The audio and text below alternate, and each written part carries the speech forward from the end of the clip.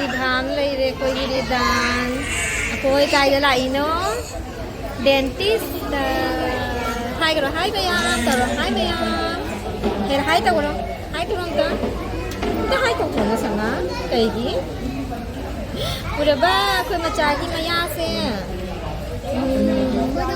quality ना रोने दो बजी डेंटिस्ट लाइनी चानी पानी मैया yang हनबा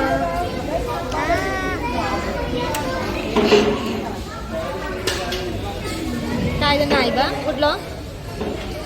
कायदा नाई बा युद्ध नाई रहा मैया आधा नाई ना चलने ना तो अंदर नाई रो हाँ baby सुझाओगे high row ngasi kay tawag bang di chani pa sa mama samak na ka video ta yawge ka hayle ase jam na real ni ai maning de lay ban pi macha sa yengu ai na video ka pa ubada ma sa machin ga se post taw nu shi ka hauji akoi dentist mena ka chapagi ngai ri ni wait tawri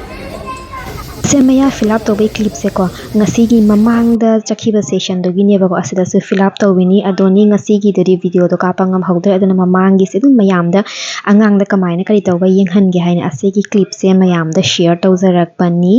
ngasi gi numit se su ko root phawba infect oire haina ko injection thillaga dugai di clean tawraga adugai di fill up tawrak pani ase khoi tawna loire akhoi hujik lift ngai ri makha da kumbagi huji ichani pa ka se ko injection thimmani na ko machin mai gai do pom khatna leina ko adana ma wa ka ngang haina yagre tumin na lei gare somna jinga ga hai ro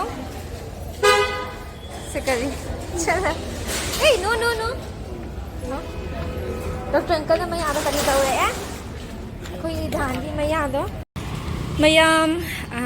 लोरे इचानी पागी मैं यहाँ दो को fill up तो रहे fill up तो ना कोई हुज़ीक ज़ूम दा हंगे तो विनी मैम नुकसासु फजना सारे मैम चानी पास से वागा गाँव जाके दरे मैं यहाँ तो फिलअप तो मतलब इंजेक्शन कापे बका इंजेक्शन कापगा फिलअप तो भी से कोई सीधा राजकुमारी ले रहे एम्स तनिया बको कोई ना लाएंगे से दोगी तुम इसे दिल्ली दम याम चेरई से को सुमाए याम न पाली फजा बना चेरई से दीदी